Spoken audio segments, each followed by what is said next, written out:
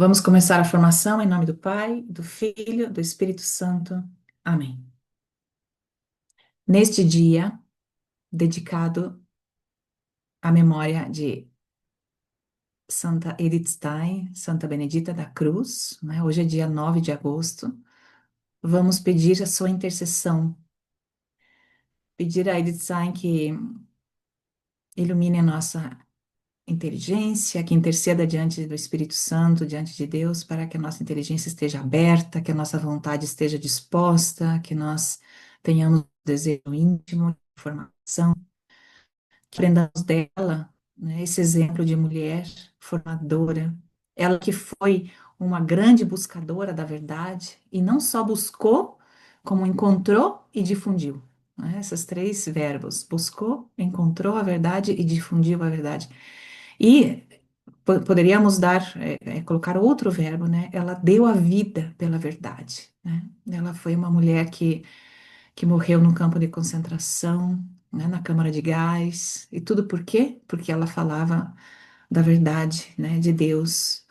Então, nós também estamos aqui nessa formação procurando a verdade, procurando aproximar-nos cada vez mais, desse Deus que tanto nos ama. Então, peçamos a Santa Maria Benedita da Cruz, que interceda por nós nesse dia tão especial. Peçamos a presença do Espírito Santo entre nós. Peçamos também a Nossa Senhora que esteja conosco, a nossa mãezinha. Hoje é sábado, né? A memória dela, que celebramos hoje. E também lembremos aqui todas aquelas pessoas que estão precisando de oração, que estão passando por dores, dramas, situações difíceis na sua vida, que estão nos hospitais, ou que estão em suas casas, ou que estão passando por situação de guerra, ou de violência, ou de agressão, tantas situações. Então, ofereçamos essa hora de formação por cada um, por cada uma dessas pessoas que está precisando de intercessão. E vamos rezar juntas uma Ave Maria e um Glória. Ave Maria, cheia de graça, o Senhor é convosco. Bendita sois vós entre as mulheres, e bendito é o fruto do vosso ventre, Jesus. Santa Maria, Mãe de Deus, rogai por nós, pecadores, agora e na hora de nossa morte. Amém. Glória ao Pai, ao Filho e ao Espírito Santo, como era no princípio, agora e sempre. Amém. Cristo, Rei nosso, venha a nós o vosso reino. Nossa Senhora, Rainha da Paz, rogai por nós. Em nome do Pai, do Filho, do Espírito Santo. Amém. Bom, gente, antes de começar a projetar os slides que eu preparei para vocês, eu quero fazer uma introdução aqui, né? Primeiro, Laura, quanto tempo que eu tenho?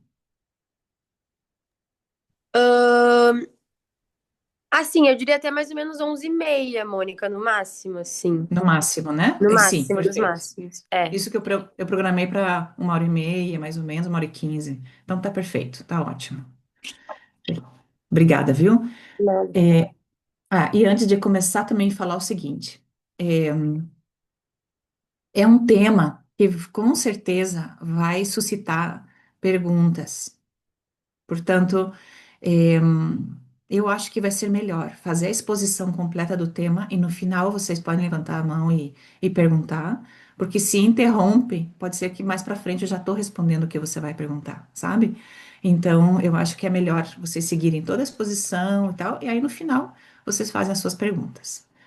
Se tiverem perguntas, comentários, né? Então, muito bem.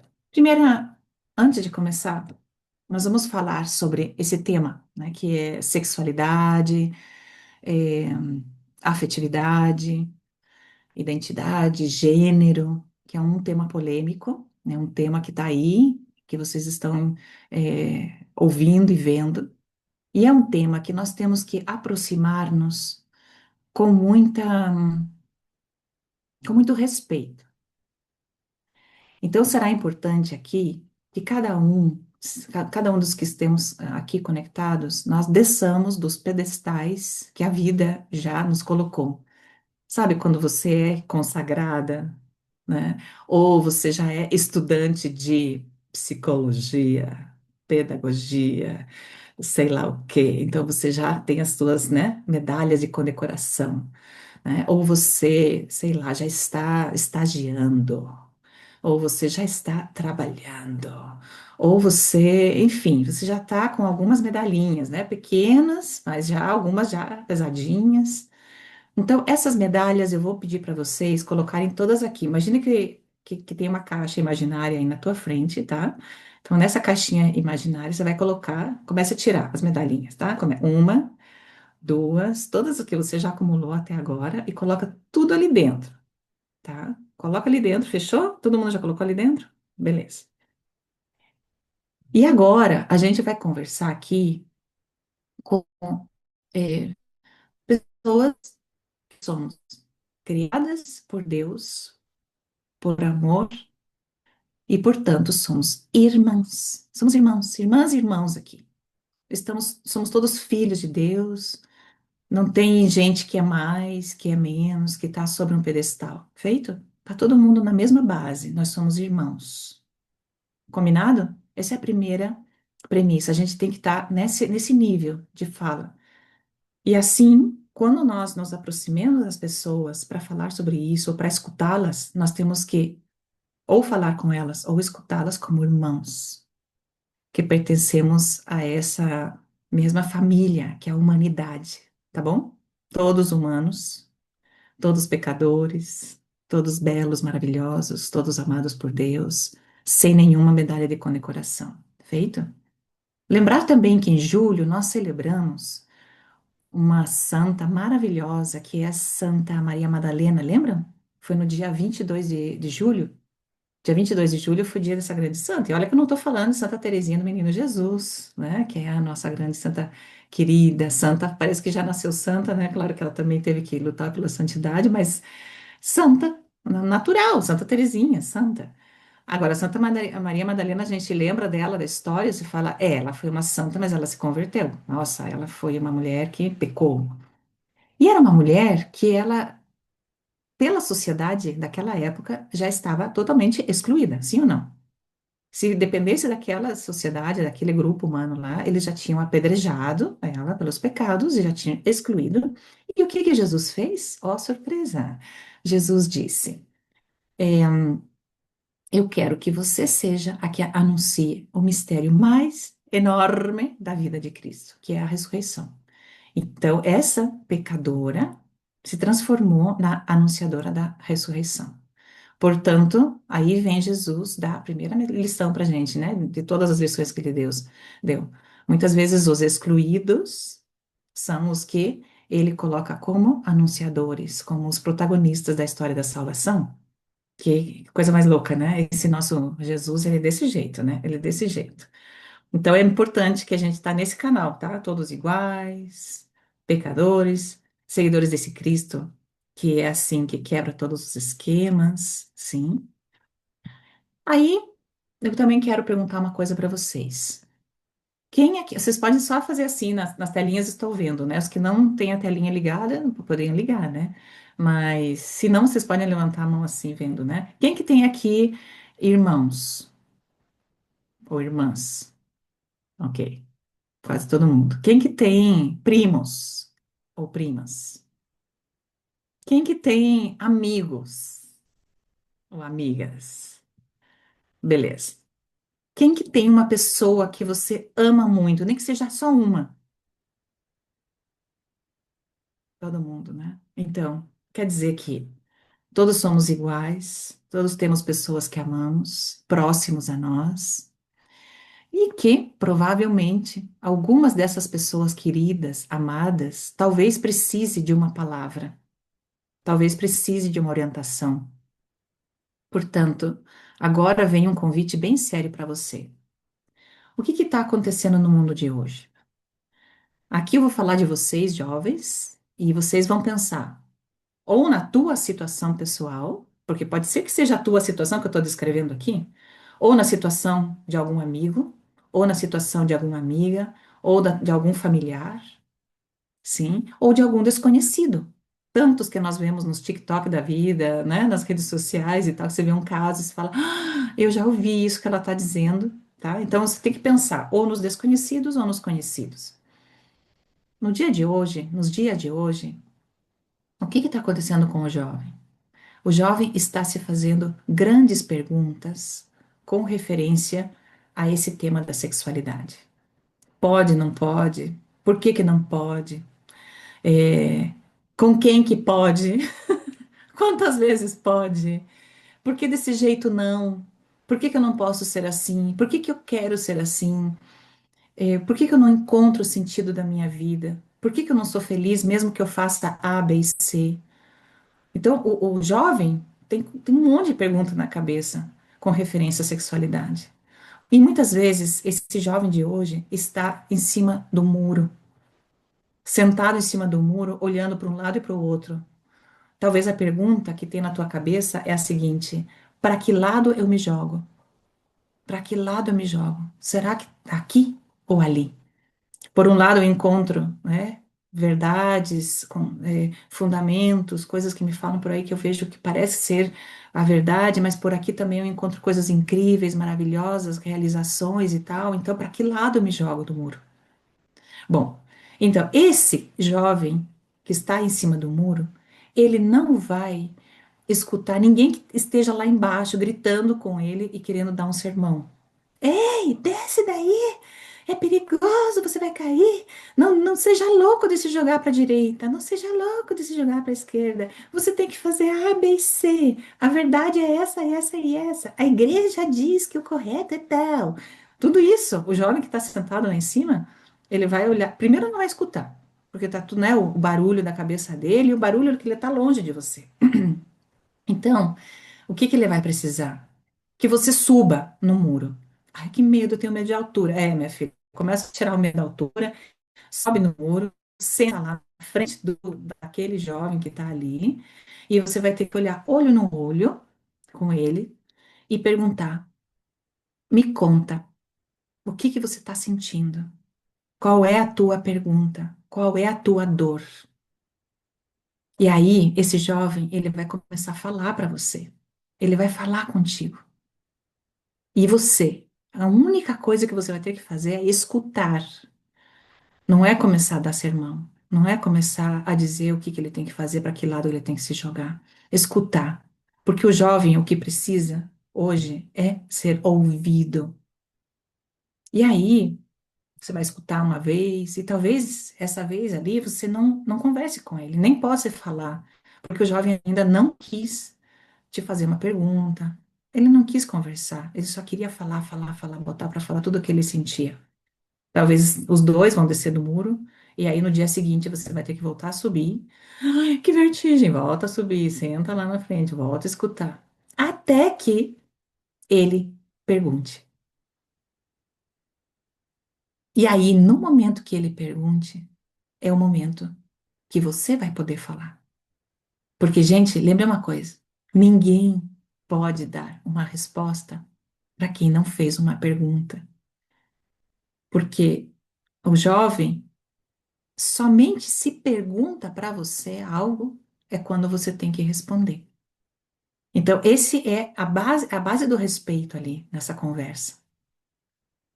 E aí, dentro dessa conversa, dessa pergunta-resposta, você tem que estar preparada para responder.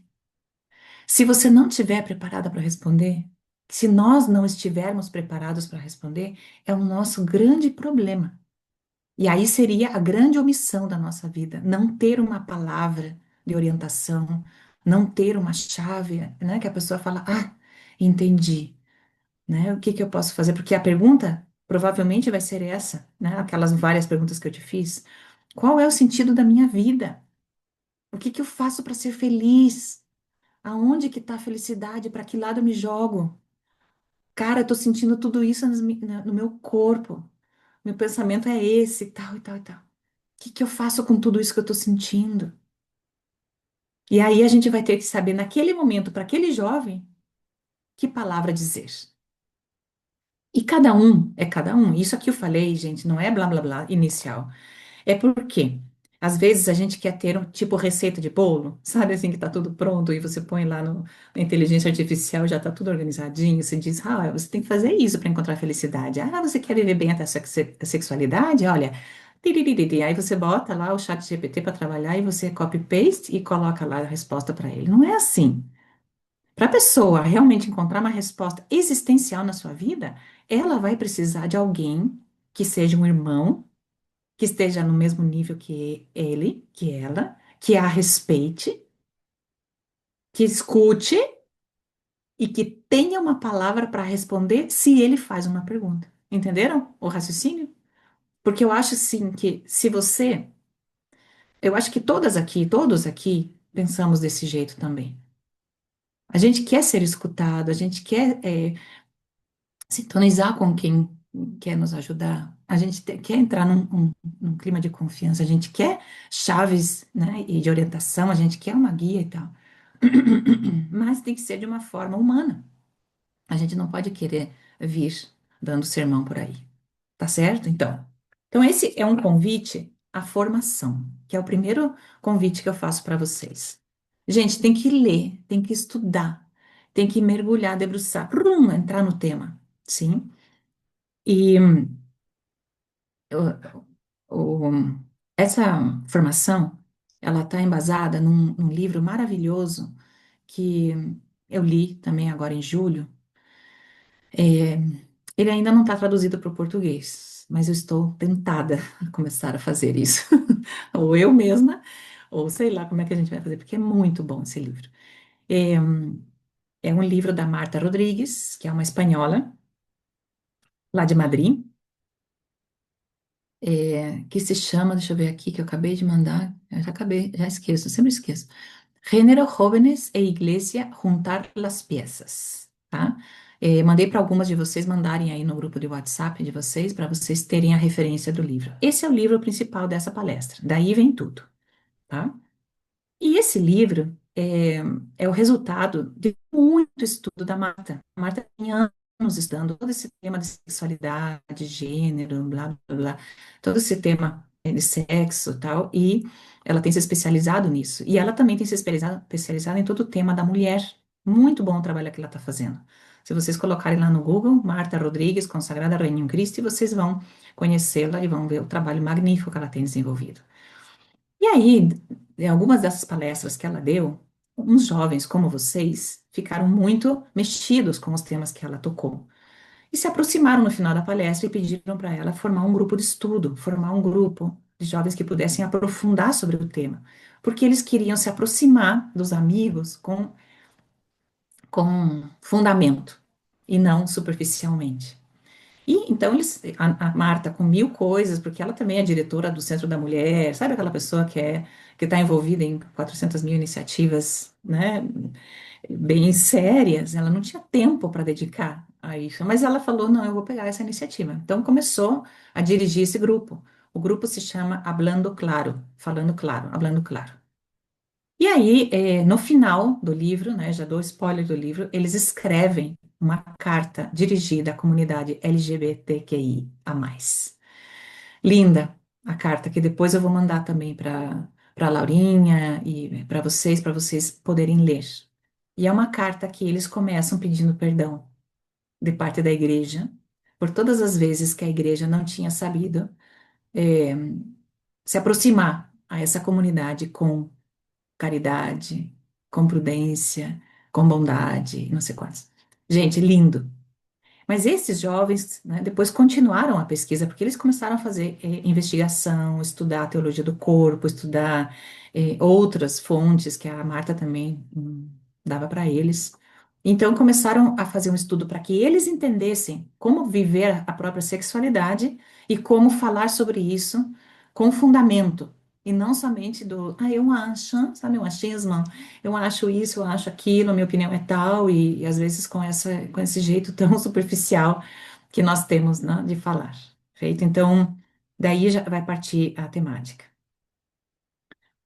Também recomendo o estudo da teologia do corpo, sempre com um olhar novo. O que que acontece, gente, com essa coisa da teologia do corpo? Tem cursos que nos oferecem por aí, sim ou não? Na internet tá cheio. Teologia do corpo é tipo moda. Vamos estudar teologia do corpo, né? Aí, livros publicados. Daí, na paróquia, tem a senhora tal que vai dar o curso de teologia do corpo. Daí, o Reino Cristo inventou um curso de teologia do corpo. E assim vai. Os movimentos, todo mundo falando de teologia do corpo. E acaba sendo um tema meio tão falado, tão assim, que você fala, ai, que preguiça, já não quero saber mais esse tema. E eu convido vocês a não entrar nessa vibe. Por quê? Porque é um tema muito profundo, que muitas pessoas estão tentando entender o João Paulo II, o que que ele escreveu. Se você vai na fonte, alguma de vocês aqui, alguns de vocês já conhecem as catequeses, assim, a fonte da teologia do corpo? Levante a mão quem já viu o livro Gordão Grosso. Não? Ah, aqui. Uma, a Helena, Maria Júlia, a Amanda, perfeito. Então, esse livro, quem conhece sabe que não é para ler assim de qualquer maneira, porque é um livro muito denso, né? Uma teologia muito profunda de João Paulo II. Tanto assim que o Christopher West meio que veio traduzir, né? Ele veio trazer-nos com uma linguagem mais simples. Então, sabendo que algumas do Sul aí vão, né, para Brasília, no Decor, que maravilha, já fiquei sabendo da notícia. Que bom que vocês vão para lá, que é um evento, que é o Imago Dei, que é um apostolado lá de Brasília, traz o Christopher West para falar sobre a teologia do corpo, né, presencial, bem legal. Eu fui uma vez, é maravilhoso, vale muito a pena. É, então, gente, sempre se abram a aprofundar mais na teologia do corpo. Tem muito material pronto. Se você já esgotou os livros do Christopher West, vai lá na fonte, vai na fonte e começa a ler as catequeses você também, porque talvez você tenha uma forma diferente de entender, de aprofundar, né? Porque às vezes a gente só quer o resumo do resumo do resumo, a síntese da síntese, e acaba não indo na fonte. Então, e a teologia do corpo, ela nos dá muita luz.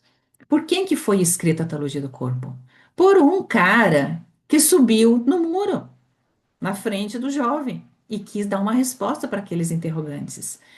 O Papa João Paulo II foi um sacerdote na época, né, bispo e cardeal, que trabalhou diretamente na pastoral universitária. Ele trabalhou diretamente com o jovem, ele ia para a montanha, ele ia nos casamentos, ele ia nos eventos, e ele ouvia o que o jovem tinha de pergunta e inquietação. E ele se dedicou a escrever sobre esse tema. E ele falou: não, eu tenho que dar uma resposta para o jovem de hoje. Então, por isso que é tão valioso. É um material que ninguém tinha feito.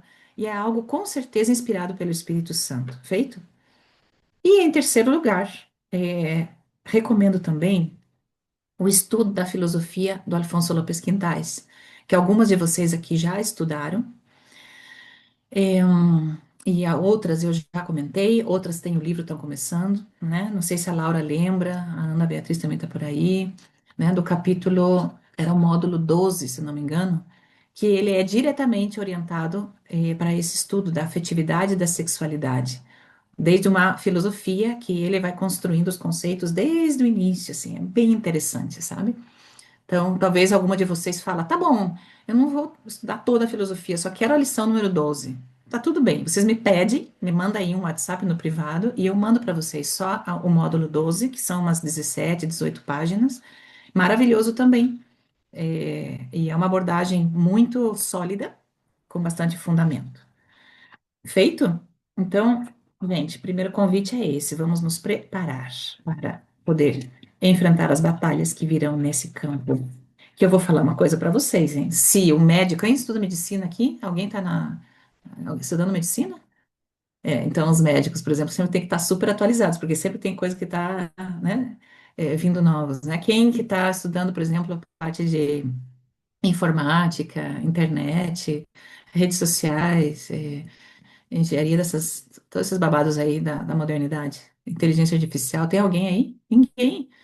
Mas quem está estudando essa área tem que continuamente se atualizar, correto? Porque cada dia muda, quase. Cada semana está mudando a coisa.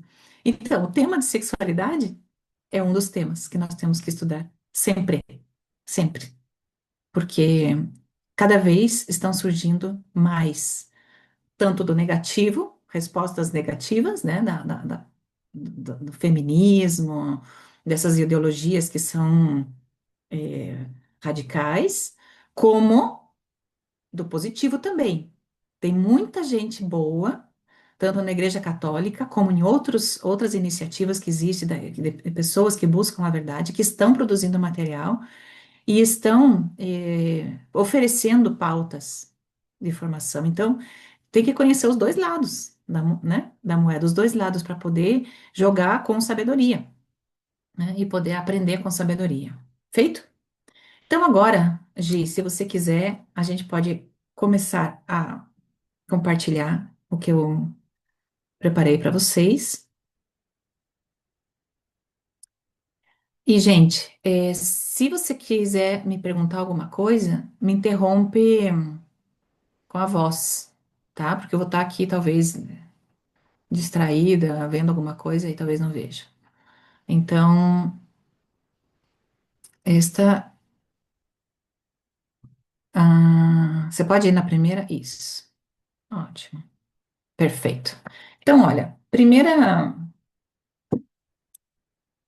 tema aqui, importante. Sexualidade e identidade sob a ótica da antropologia cristã. Para começo de conversa, vocês têm que entender que antropologia cristã, quando a gente fala de antropologia cristã, a gente está falando do estudo do ser humano, tá? Antropologia, antropos, sim, é estudo do ser humano, estudo da pessoa. E não tem como a gente falar da pessoa humana se nós não temos, não partimos de uma base. Quase que a gente teria que falar para a pessoa, vamos falar sobre o ser humano perfeito, desde que antropologia nós estamos falando. Claro que a gente não vai falar assim, mas dentro de você que está recebendo formação e que é uma pessoa que busca a verdade, você tem que sempre colocar-se no lugar do outro e falar, ué, essa pessoa está falando comigo desde que ponto de vista, né? E nós, como católicas, nós falamos e nós estamos à busca da verdade desde uma antropologia cristã. Nós temos que ter essa base. E o que é antropologia cristã? Não vou dar aula de antropologia para vocês, se não sabe, vocês vão procurar, tá bom? Mas o básico do básico do básico, a gente tem algumas coisas que vocês têm que ter claras, né, para a antropologia cristã. Primeiro, o ser humano é criado à imagem e semelhança de Deus. Isso é uma base da antropologia cristã fundamental, que está lá no Gênesis, né, no capítulo 1, versículos 26, 27. E por ser criados à imagem e semelhança dele, nós temos uma dignidade inviolável, né? A pessoa humana tem uma dignidade inviolável que provém desse amor criador, feito, né? Provém do amor, de uma imagem que está impressa em nós. Se nós fomos criadas à imagem e semelhança de Deus, nós temos essa imagem impressa, portanto, temos uma dignidade altíssima, que é inviolável, que nós não podemos violar. E nós somos outro princípio bem importante, né, um fundamento importante da antropologia cristã nós somos uma unidade, anotem bem isso, unidade inseparável de corpo e alma, não tem como separar. Não tem como colocar desse lado aqui, vamos falar sobre o corpo e agora vamos falar sobre a alma e não. Se a gente fala de corpo, a gente está falando de alma, a mesma coisa, sempre é inseparável, tá? Criados, esse é outro fundamento também na antropologia cristã, criados para a comunhão e para o amor. Sim, todo ser humano é feito para uma relação de amor com Deus e com os outros, obviamente. Nós não podemos, né, viver, né, isolados. Então, tudo isso é base da antropologia cristã. E a vocação ao amor, né, significa que nós somos chamados, que o nosso corpo tem um significado nupcial, quer dizer, de casamento. Nós estamos chamadas no futuro, no final, né, a casar-nos, a chegar a esse matrimônio místico com o nosso Criador, com o nosso Senhor, com Ele. O chamado ao amor, a essa núpcia final, está inscrito nos nossos corpos, né? O corpo expressa e revela a pessoa, e revela essa realidade que nós fomos feitos para o amor, feitos para a união total e íntima com Deus, né? Nós somos feitos para o outro em maiúsculas, fomos feitos para os outros em minúsculas, somos chamados ao amor esponsal e fecundo. Uhum. tanto no matrimônio como no celibato. Guardem isso, não são ideias que a gente não vai poder falar sobre tudo. Só desse tema aqui a gente poderia dar um curso inteiro e vocês já sabem disso, né? Outro ponto bem importante da antropologia cristã, qual que é? Que nós fomos redimidos, ou seja, resgatados. Resgatados do quê?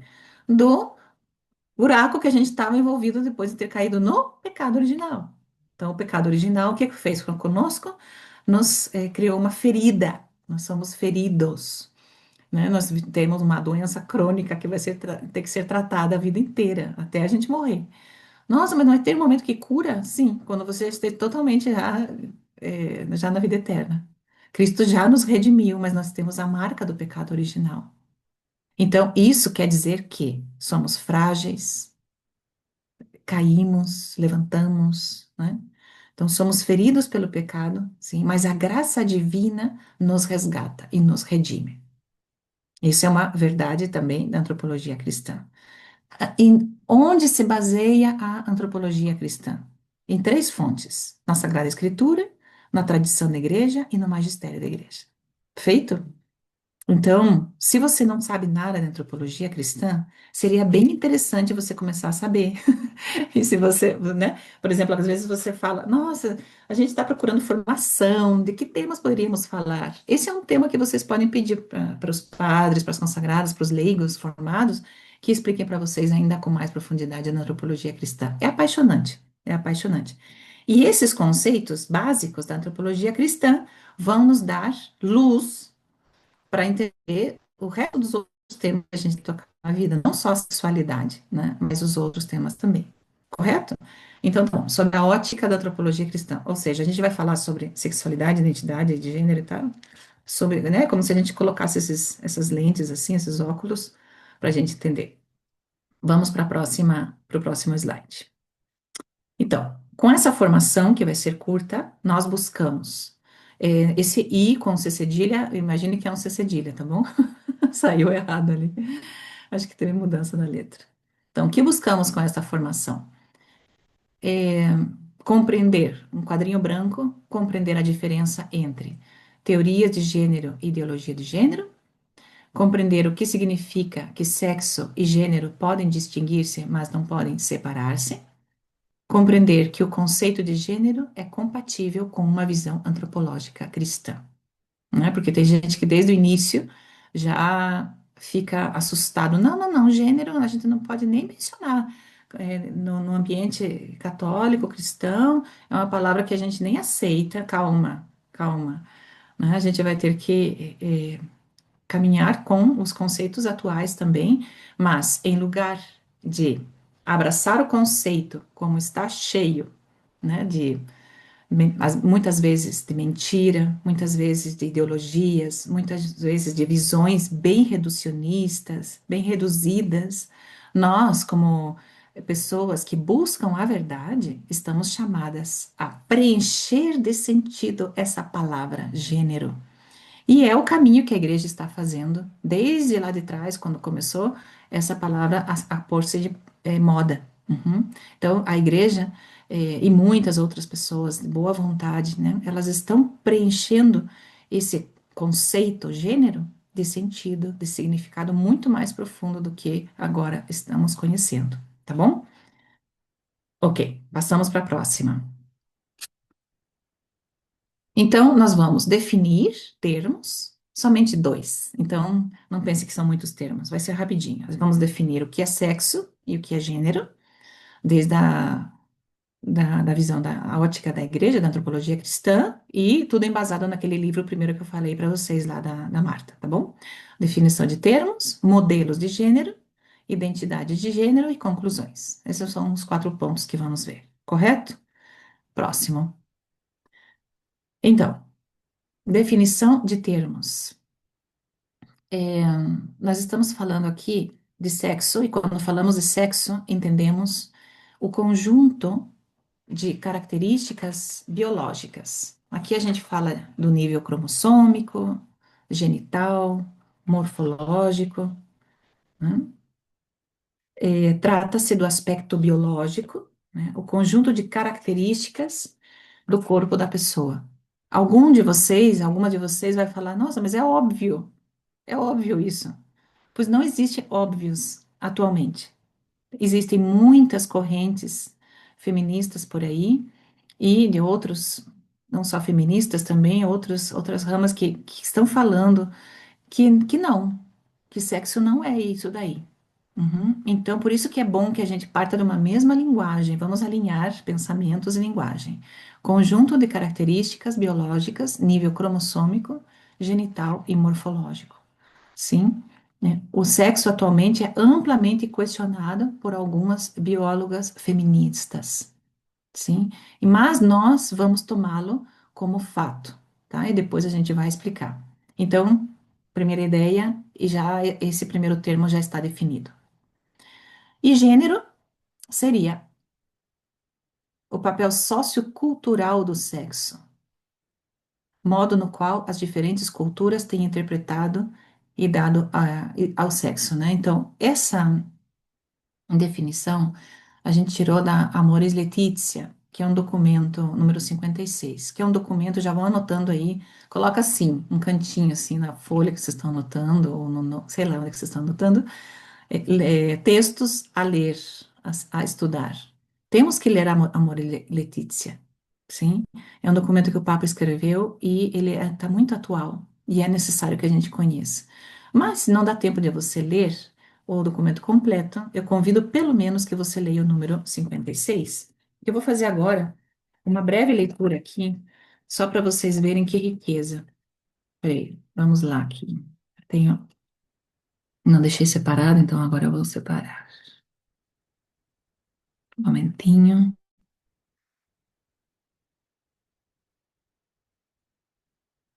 É porque, típica coisa que de repente uma formação e vocês nem vão lá na Amores Letícia. Então, vamos fazer isso aqui. Quem sabe faz ao vivo, né? Então tem que ser ao vivo. Número 56. Vocês estão acordadas, né? Vamos lá. Vou ler. Outro desafio surge de várias formas de uma ideologia genericamente chamada gender, que nega a diferença e a reciprocidade natural de homem e mulher. Prevê uma sociedade sem diferença de sexo e esvazia a base antropológica da família. Esta ideologia leva a projetos educativos e diretrizes legislativas que promovem uma identidade pessoal e uma identidade afetiva radicalmente desvinculadas da diversidade biológica entre homem e mulher. A identidade humana é determinada por uma opção individualista que também muda com o tempo. Preocupa o fato de algumas ideologias desse tipo, que pretendem dar resposta a certas aspirações, por vezes compreensíveis, procurarem impor-se como pensamento único que determina até mesmo a educação das crianças. É preciso não esquecer que sexo biológico e função sociocultural do sexo, que é o gender, podem se distinguir, mas não separar. E continua. Então, eu só deixo aqui, eu abro o apetite de vocês com esse documento, o que é uma exortação apostólica do Papa, número 56, muito importante para você definir gênero, tá? Perfeito, vamos passar, porque aí depois a gente volta nisso. Próximo slide. É, modelos de gênero. Em primeiro lugar, é, os modelos. O que é um modelo? Primeiro, vocês vão entender isso aqui. O que significa modelo de gênero?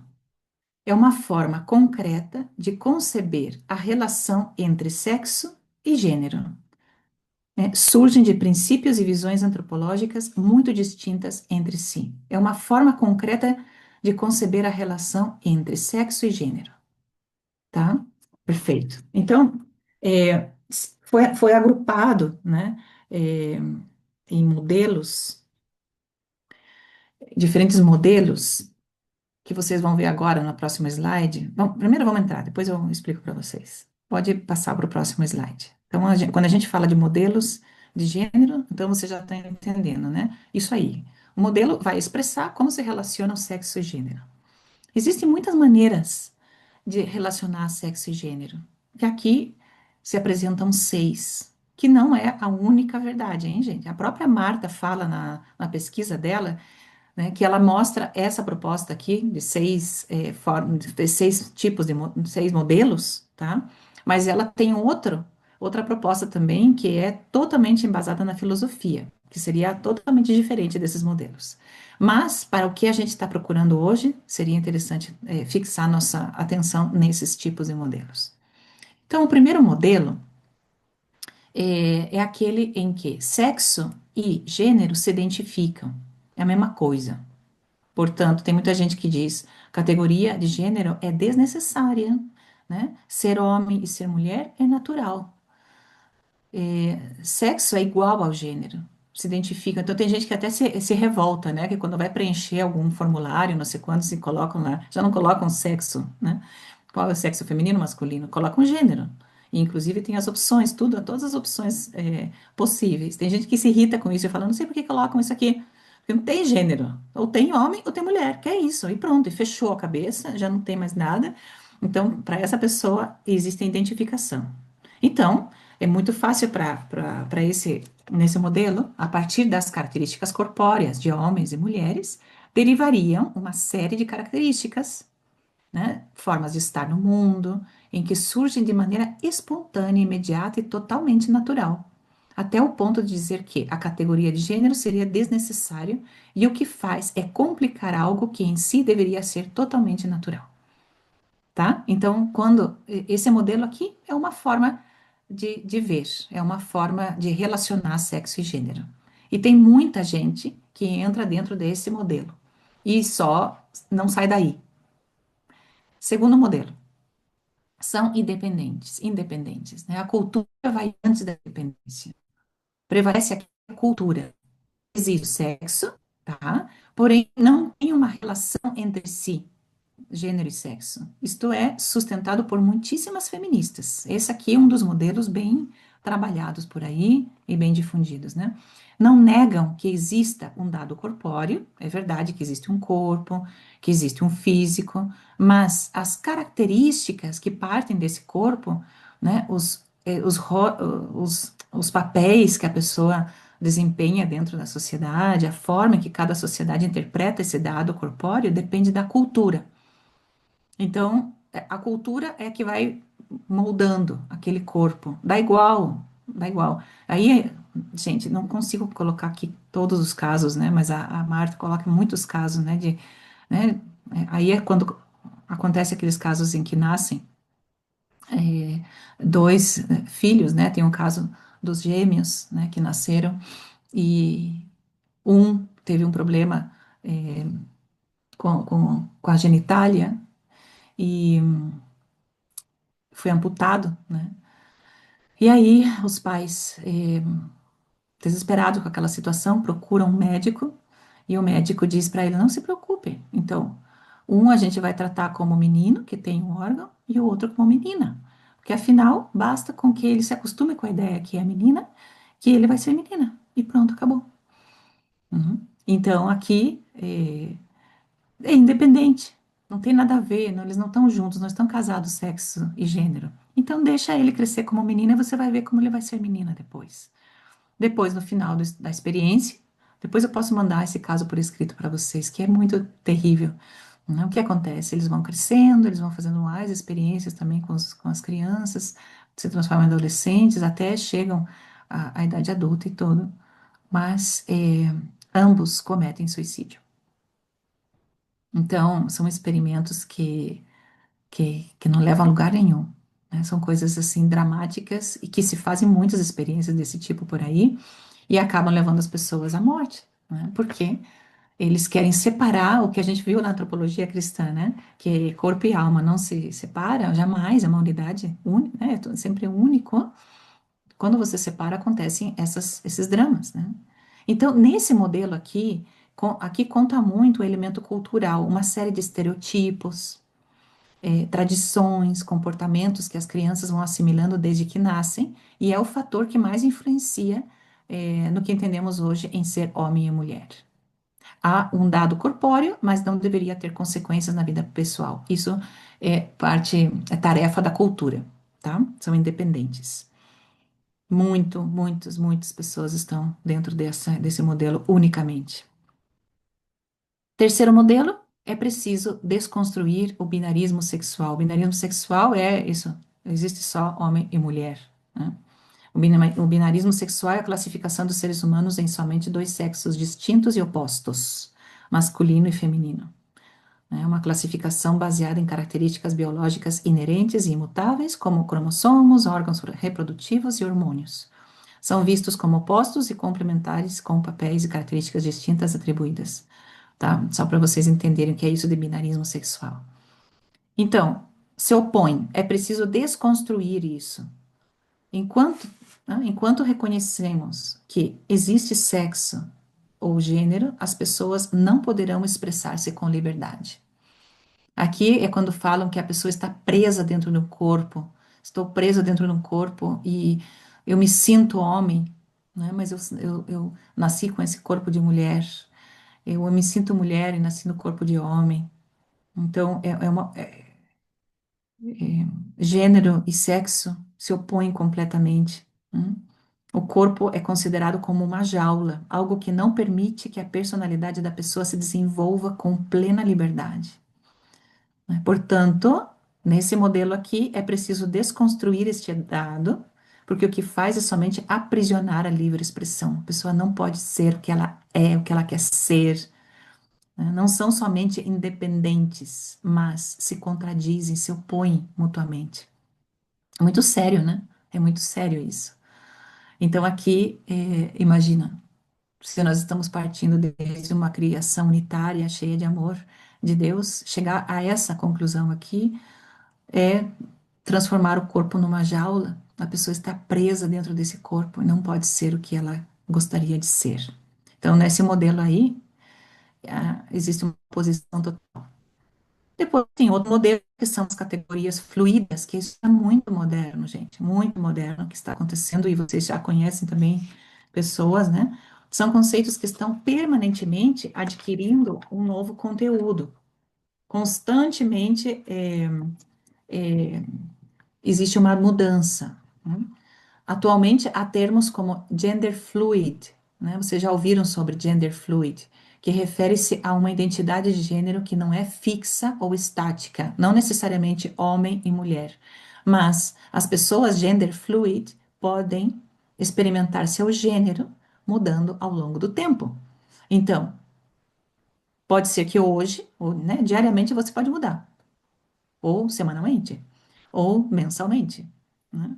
Ou em diferentes contextos. A pessoa pode chegar e falar: hoje eu sou homem, hoje eu sou mulher. Muitos jovens se identificam com essa categoria aqui.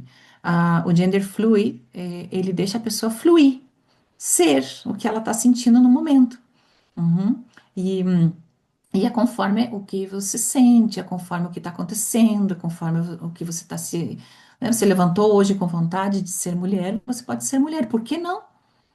Mesmo que você tenha corpo de homem, né? E esse modelo é um modelo muito encaixado para os dias atuais, que coloca no topo a, esse desejo do jovem ou da pessoa de ser livre totalmente, né? Ela não quer estar presa em nada, nenhuma categoria, sim? Então, aqui tem muita facilidade de entrar, né, na mentalidade atual, esse novo conceito, esse novo modelo, tá certo? Ok, vamos seguir. Então, o quinto modelo são conceitos inventados pelo discurso. E aqui se fala da performatividade do gênero e do corpo. É bem complexo mesmo o termo, hein? Porque é uma novidade, né? Que essa teoria da performatividade é de uma feminista atual, né? Que é a Judith Butler. Judith Butler. Ela é da linha da Simone de Beauvoir e de outras tantas por aí, que depois eu posso mandar tudo por escrito para vocês também. Mas vamos focar só nela, nessa mulher. Pense no mais, né?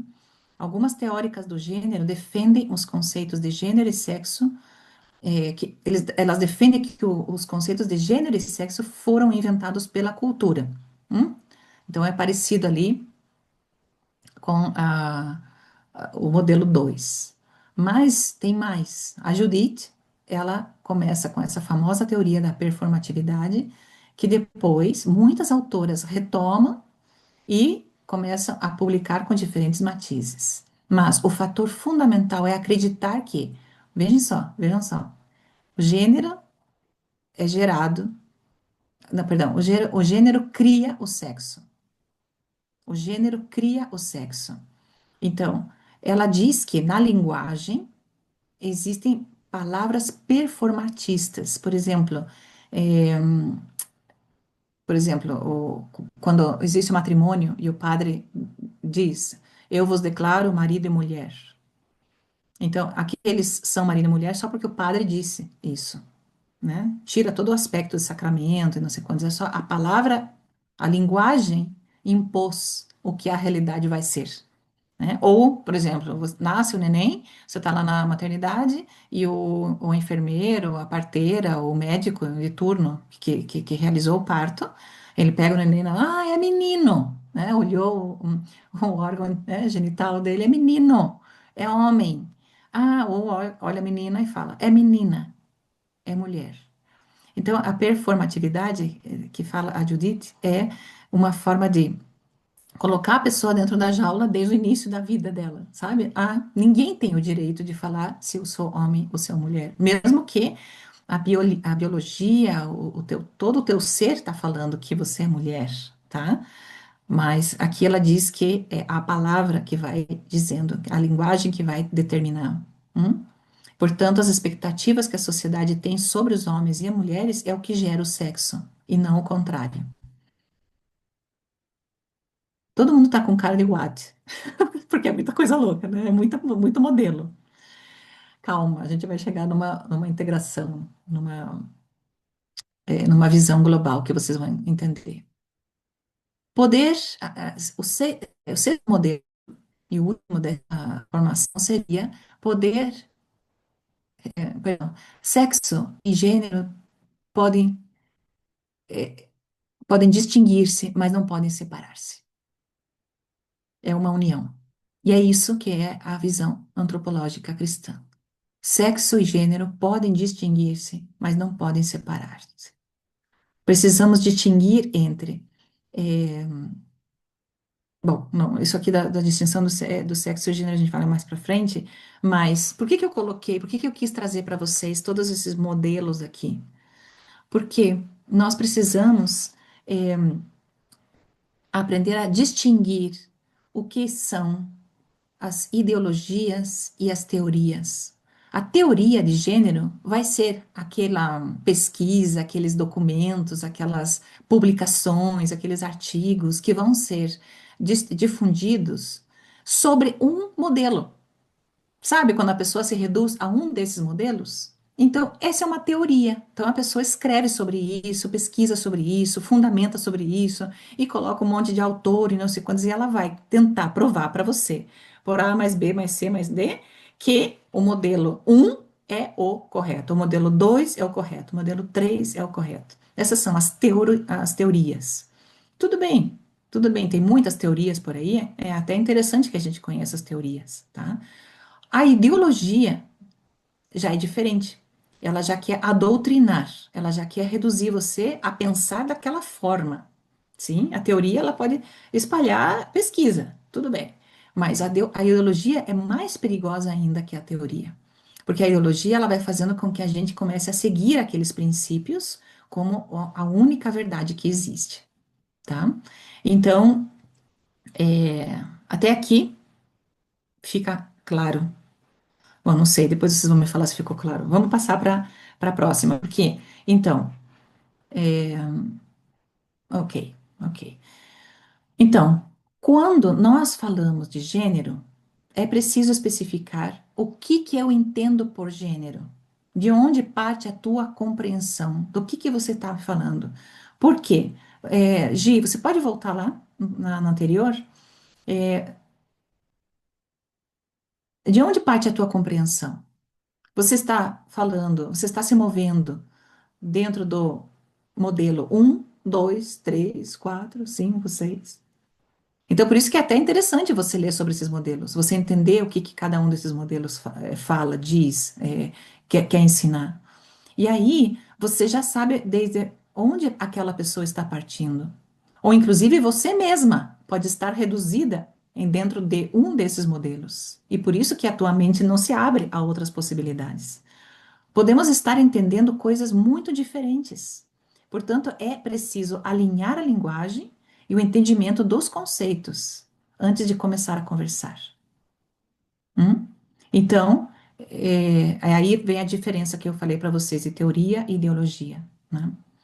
Uhum. Isso vai fazendo tudo um pouco mais complexo, e é complexo mesmo toda essa temática. É preciso fazer as distinções necessárias para abordar o tema com precisão. Feito?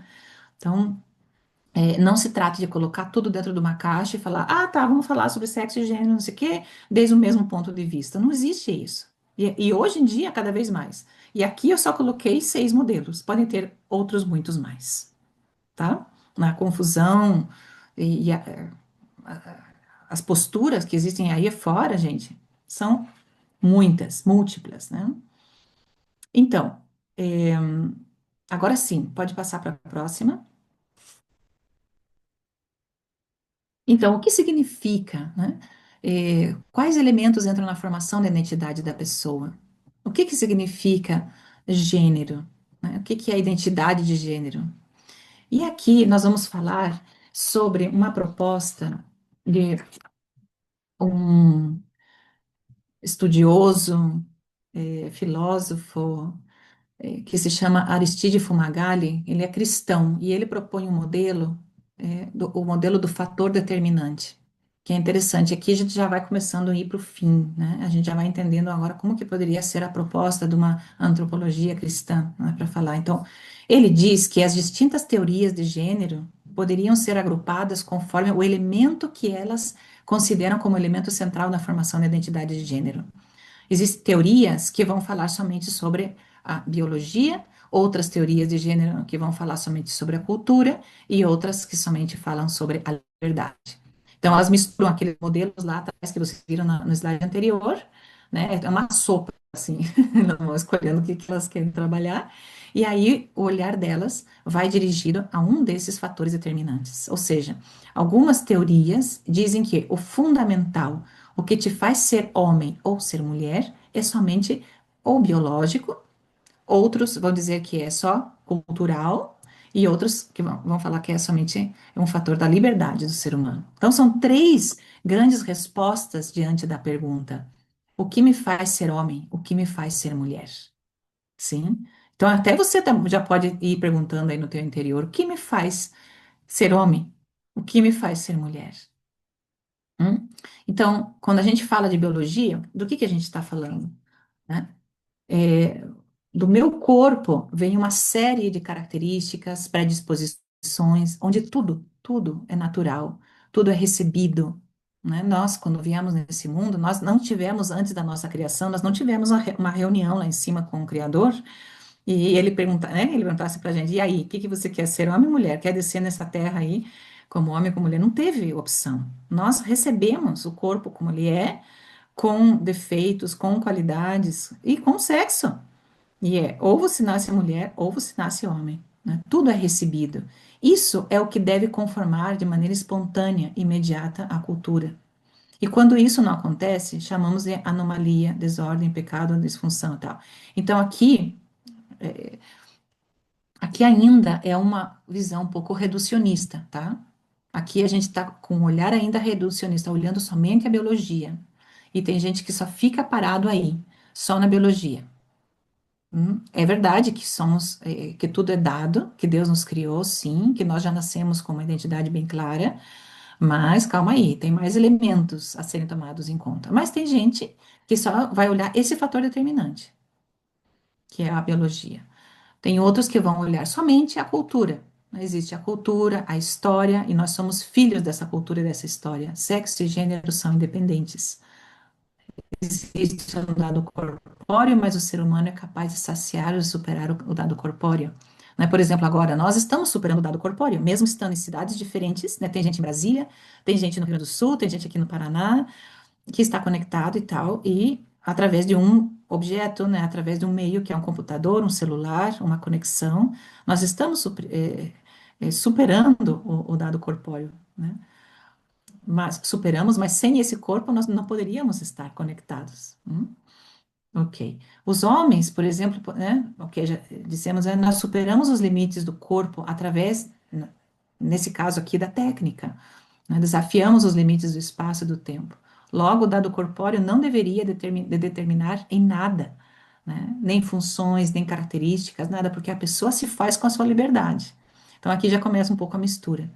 Então, a pessoa não está determinada pelo dado físico, né? É isso que o quadrinho rosa aí da cultura fala.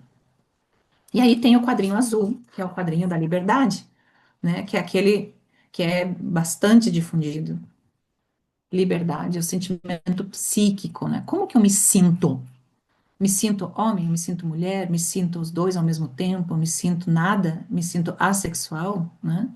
Quem que eu escolho ser? E aí que entra aquele conceito da fluidez, né? Como é que é o sentimento psíquico que eu tenho? E isso é muito comum entre os jovens. Então, a essas alturas a gente vai falar, meu Deus do céu, é muita confusão, é muita coisa. Então, vamos passar para o próximo slide para ir clarificando um pouquinho mais. Então, agora vem perguntas dentro do nosso interior. Qual é o fator determinante em minha identidade como mulher, como homem? O que é que faz com que me reconheçam como mulher? A minha biologia, a minha cultura, a liberdade que eu tenho de escolher o que eu quero ser, né? O que tem a ver o meu sexo com a minha identidade como mulher, como homem? Hum? Então, vimos que até agora que existem teorias de gênero que vão colocar o acento em um ou outro aspecto, e daí nascem muitas ideologias e muitas concepções e muitas definições. E agora, no próximo slide, nós vamos ver a proposta, né? A identidade de gênero é resultado da integração dos distintos elementos. A proposta que nós fazemos dentro da antropologia cristã é minha identidade de gênero como mulher, como homem, o meu ser mulher seria o resultado da integração dos distintos elementos. Para você poder se definir como homem, como mulher, você tem que tomar em conta tudo isso daí que está no slide. O teu corpo, a psique, a cultura e a liberdade.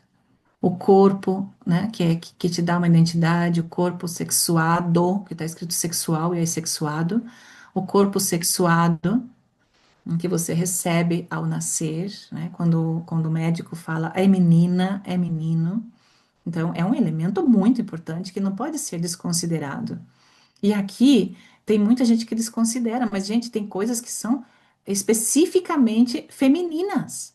Quando se fala de menstruação, lactância e outros, né, características hormonais femininas, é isso e acabou. E quando se fala de ejaculação, não vai acontecer isso na mulher.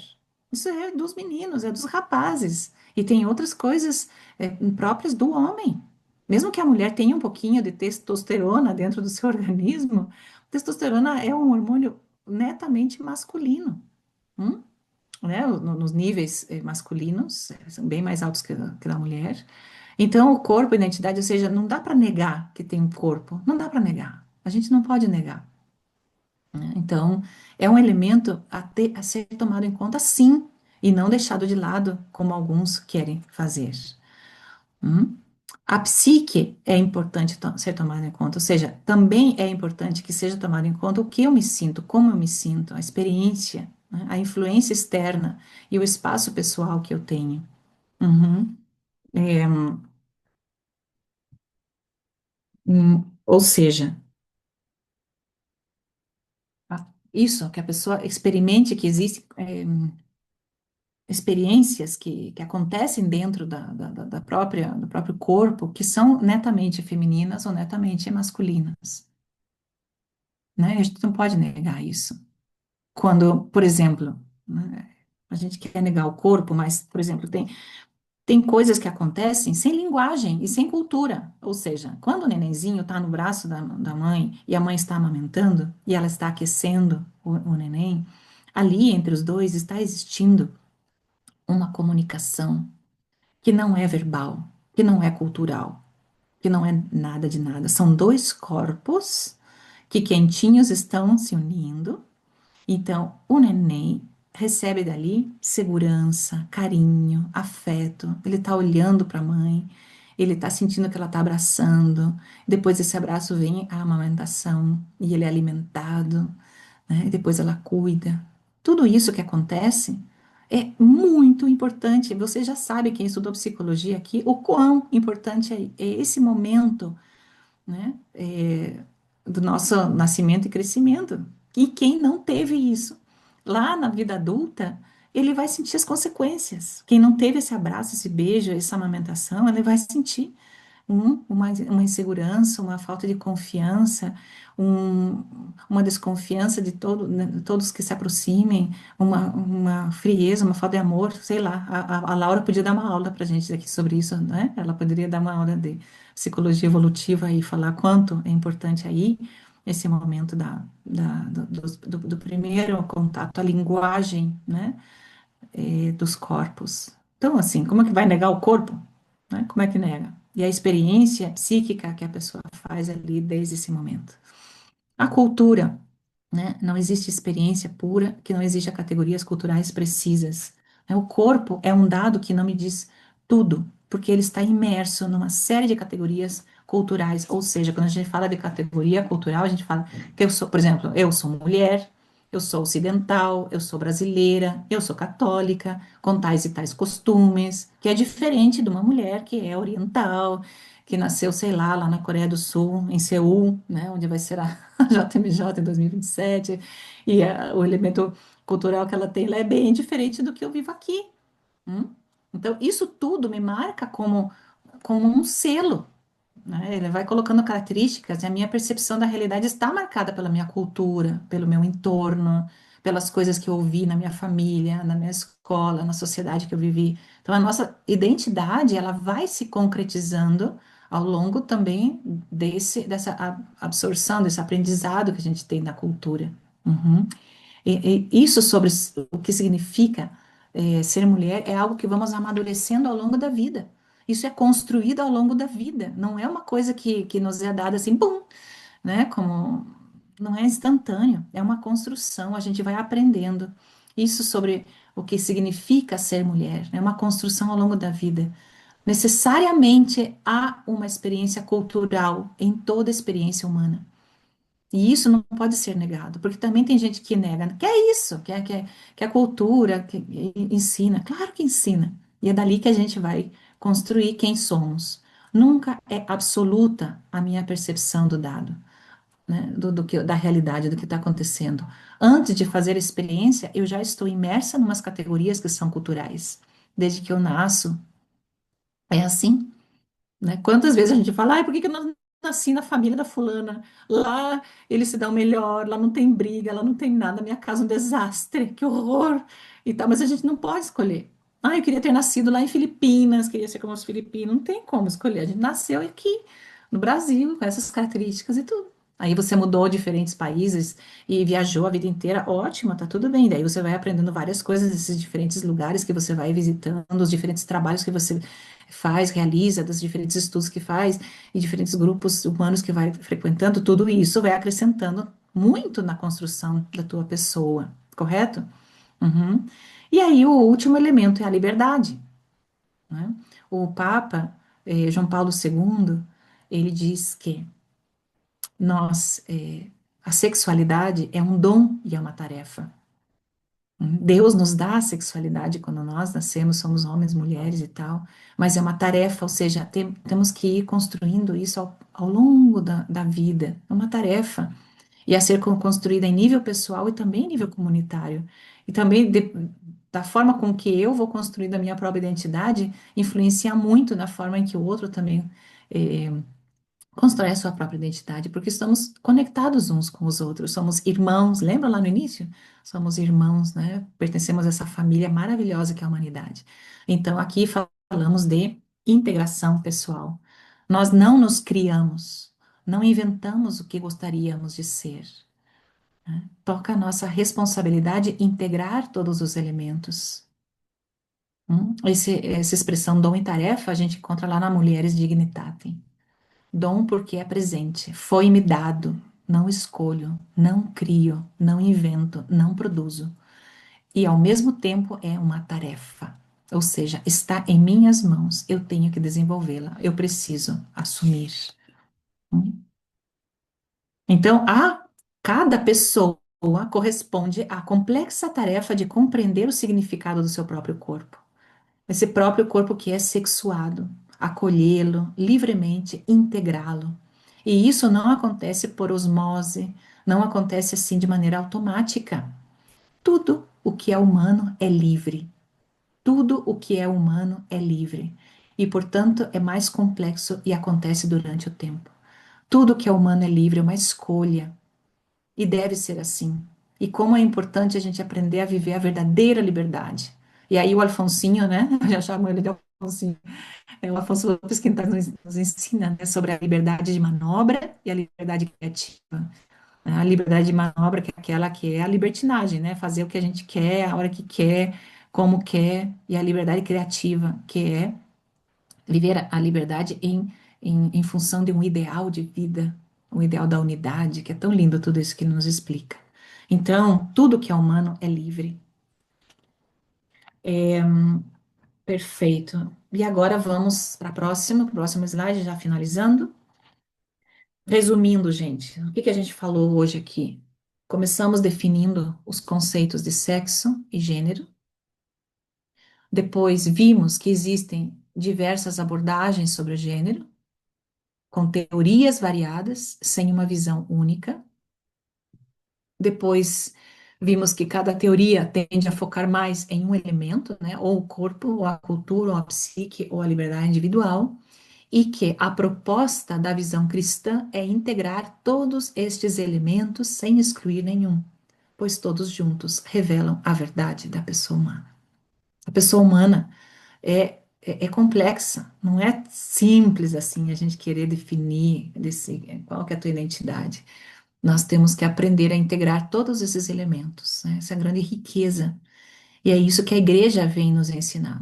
E a igreja, gente, é como uma mãe, né? A igreja é a nossa mãe.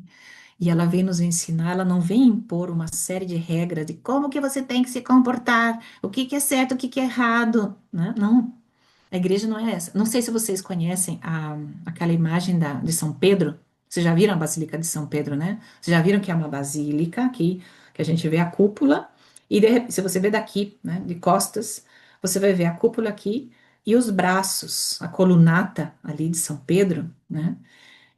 Aquilo é uma imagem linda. Qual que é a imagem? É que a igreja é mãe. Portanto, essa colunata que está ali, que parte desde da Basílica de São Pedro, são como os braços da mãe, que acolhe o filho que entra, que vem procurá-la. Então, quem já foi em Roma e conhece, existem lá na frente, né?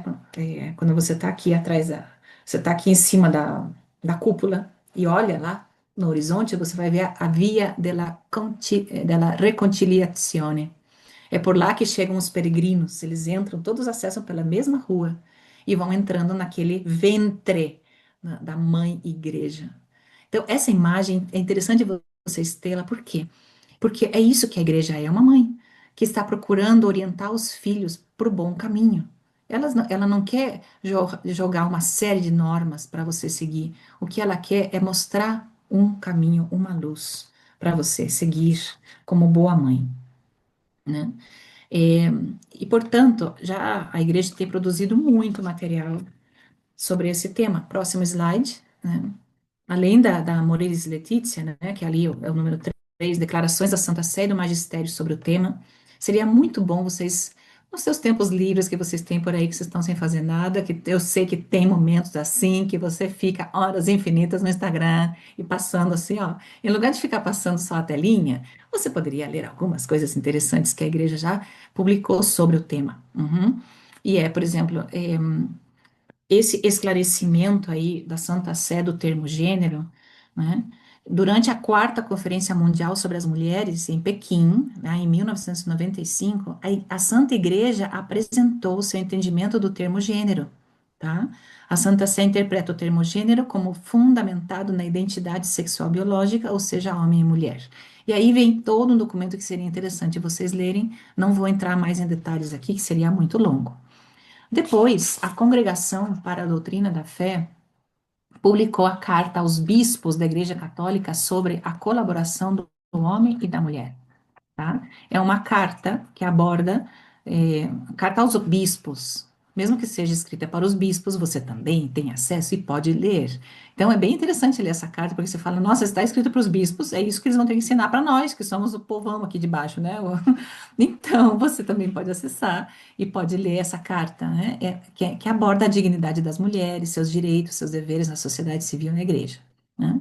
O documento oferece reflexões sobre a colaboração ativa entre homens e mulheres, reconhecendo as diferenças entre eles e na igreja do mundo.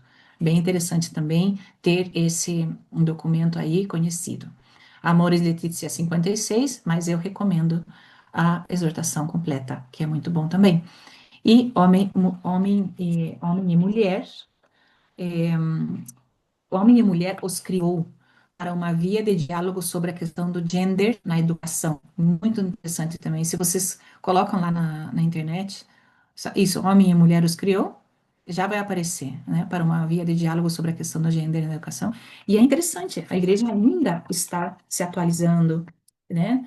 É verdade que talvez a gente chegou até meio tarde, porque bem antes de Pequim já estava sendo, né, cozido ali todos esses termos e tudo isso parte de uma agenda bem organizadinha de pessoas que querem que a sua ideologia, que está olhando somente, né, de forma reducionista, reduzida a somente um dos aspectos, né, que a gente viu, eles querem que se transforme em ideologia sem considerar os demais aspectos, os demais fatores determinantes, né? Então, aí o que acontece? Tem pessoas que vão seguir essas ideologias, vão dar a vida por essas ideologias e acabam numa escuridão total. E aí nós temos, né? Gente, assim, e outra coisa também que eu queria falar para vocês aqui é o seguinte, né? Quando a gente fala sobre comunidade LGBTQIA+, e tal, a gente não pode nunca olhar para essa comunidade com um olhar de desdém, ou com um olhar preconceituoso, ou com um olhar de quem vê desde um pedestal, ou, né, assim, sabe aquele típico comentário, ui, já tem tanta letra aí que eu já me perdi, LGBT, né? Gente, atrás de cada uma dessas letras existe um grupo enorme de pessoas que se identifica com aquele gênero, entendeu? Existem as lésbicas, né, LG, os gays, os B, os bissexuais, LGBTQ, os queer, T, os transgêneros, que já não é transexual, os transgêneros, os assexuais, que aí há mais, né? E os mais, o assexual, né? E o mais abre-se outros modelos, outras identidades. Então, estão aí e precisam da nossa aproximação e precisam da nossa acolhida também, né? E acolhê-los como irmãos. Eu acho que é a última slide, né, Gi? Porque a próxima é só. Isso aqui, é isso aí que eu estou falando, realmente. Acolher o ser humano com abertura e caridade, oferecer uma orientação consistente. Para isso, né, é essencial a formação, o que a gente falou no início. Buscar formação contínua, ler, estudar e conhecer os conceitos atuais, conhecer o que a Igreja Católica ensina sobre o tema e ter um coração como o de Cristo. Lembrem a passagem do Evangelho onde queriam apedrejar aquela mulher pecadora. E olharam para ele mestre, o que que você diz dessa que foi adúltera, pecadora e tal? E o que que ele diz? Quem tem a primeira pedra, quem esteja livre de pecado, que atire a primeira pedra. Sim ou não? Então, a gente também tem que ter essa atitude de amor total, pleno, né, incondicional que teve Cristo para todos, não só para os que são iguais a mim, os que são da minha, meu pensamento, do meu grupinho, e abrir-nos. E vocês, minhas queridas, meus queridos, estão no mundo aí fora, né? Vocês estão aí na universidade, vocês estão vendo todos os dias membros dessas comunidades, né? E eles também precisam de escuta, de amor, de aproximação. Feito? E o próximo é só. Terminou, né? Achei. Acho que é. Obrigada para todos. E agora sim, estou vendo aqui no chat algumas. Se não nós. É isso aí, Laura. Se não nós, quem ficou pensando muito nessa frase como a convocação do nosso amor, é isso aí. Se não somos nós que nos aproximamos a essas pessoas, quem? Né? Inclusive, agora nesse curso que eu estive, e eu falei isso, uma das professoras que estava lá pegou no meu braço, né, emocionada, e falou: Você me tirou um peso de cima. Eu falei: Por quê? Porque eu tenho uma amiga que ela tem uma namorada, elas vivem juntas, mas nós somos muito amigas. E eu as trato normalmente, com muito carinho, com muito amor, mas me olham torto. Tem muita gente que me olha torto só porque eu vou na casa delas, só porque eu converso com elas. Eu não sou lésbica, eu não comungo com esse estilo de vida porque não é para mim, né? Mas eu respeito, eu acolho. E estas amigas a chamam e dizem para ela: você é uma das pouquíssimas pessoas que se aproxima a nós com esse olhar caridoso, com esse coração aberto. Você representa Cristo em nossas vidas. Então, eu achei muito forte essa fala dela. E é o que nós estamos chamadas a ser também, né? Com essas pessoas. O Cristo que se aproxima dessas pessoas com um coração aberto, né? Com todas, porque essas pessoas pode ser que seja tua irmã, teu irmão, teu melhor amigo, tua melhor amiga, o teu colega, o teu parente, sei lá.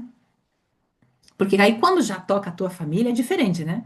Quando a gente tá naquele pedestal de julgar, nossa, o que que é isso? A gente olha de longe e fala, nossa, como pode ser, como podem existir todos esses modelos aí que a gente viu, ou essas teorias, né? Essa ideologia de gênero. Mas daí, quando alguém dos nossos amados assume essa ideologia como própria e vive e quer morrer por ela, aí você diz, meu Deus, como é que eu faço? Como que eu converso? Né? Então, é por isso que a gente tem que ter essa formação, né? Essa aproximação. Gente, me perdoe, sobrou 4 minutos para perguntas e respostas e tudo.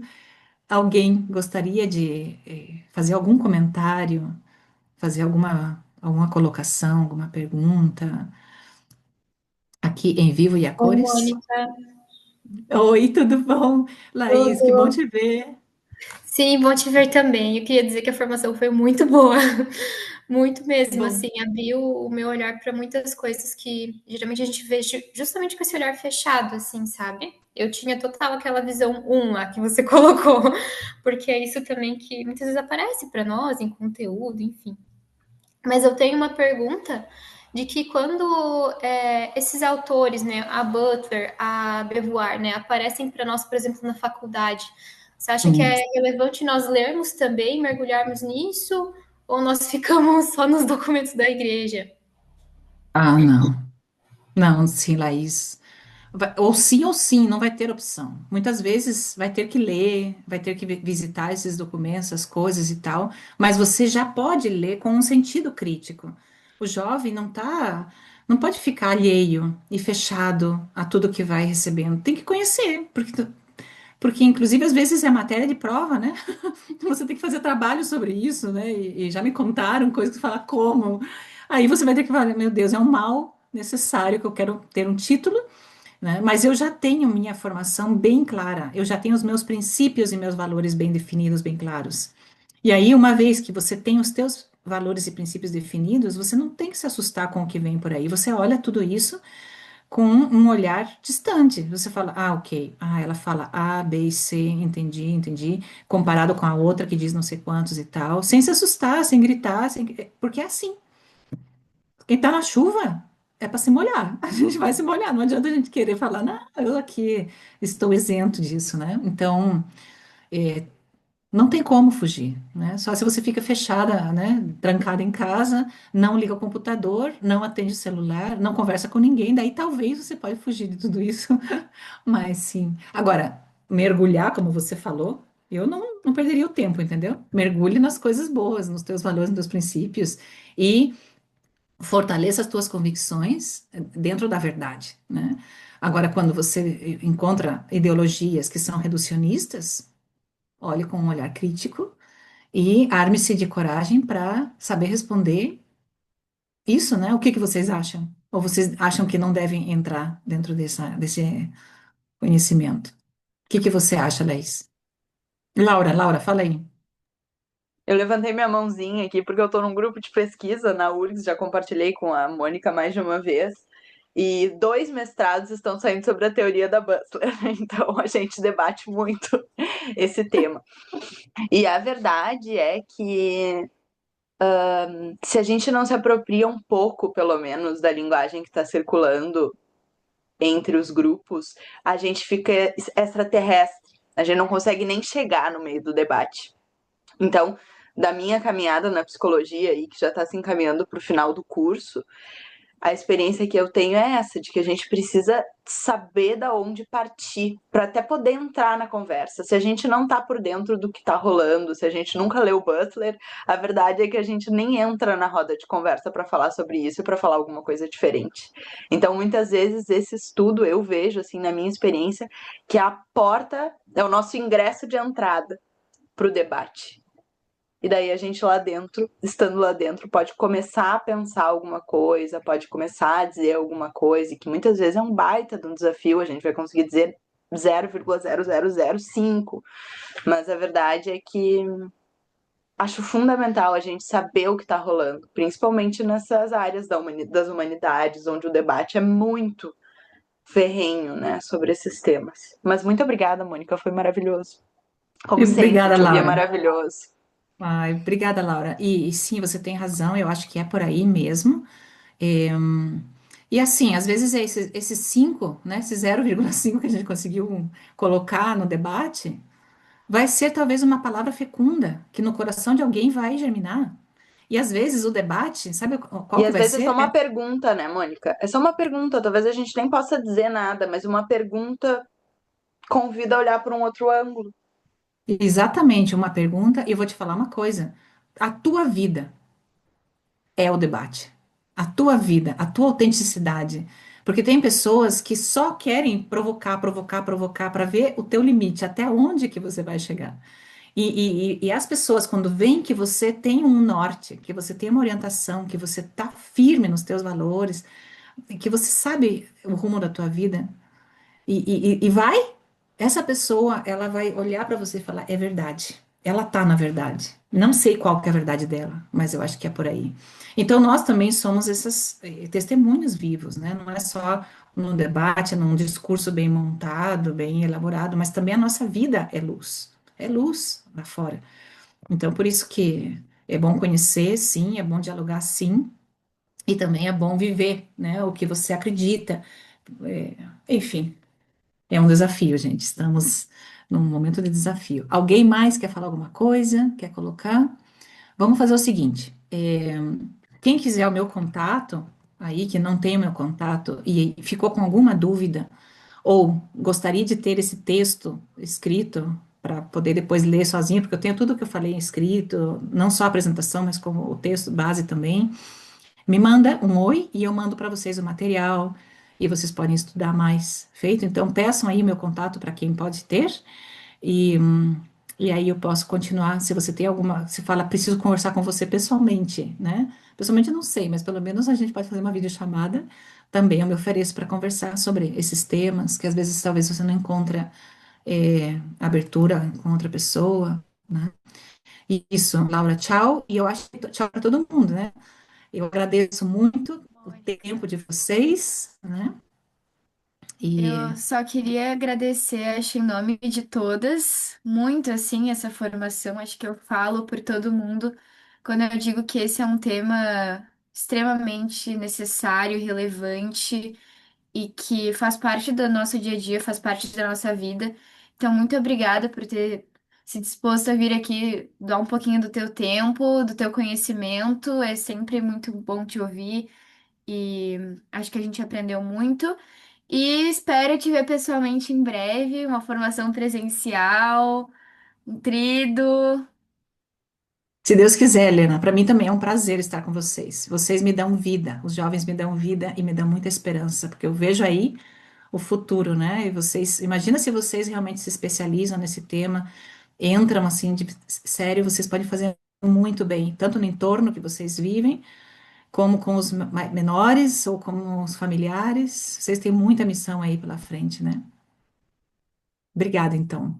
Gente, que Deus nos abençoe a todos e que nos dê força e firmeza para a vivência de todos os valores, né, que nós aprendemos principalmente com a vida de Cristo, né, que foi uma vida santa aí, que nos dá um ideal de vida alto, altíssimo, né? Vamos pedir ao Sagrado Coração de Jesus que nos ensine a ter um coração semelhante ao seu, com os mesmos sentimentos, né? Pela humanidade e por nós mesmos, que tenhamos um coração generoso, que tenhamos um coração caridoso, que saiba olhar o ser humano com bondade e com esperança, né? Somos peregrinos da esperança e temos que transmitir isso às pessoas também. Gente, Deus abençoe que tenha um fim de semana abençoado. Vamos viver o fim de semana, né? Amém. Amém pra Então, ti tá também, bom. Mônica. Bom fim de gurias. Bom fim de gurias. Tchau, Obrigada, meninas. Mônica. Beijo, tchau, tchau. Obrigada, Bruna. Tchau, Maria Júlia.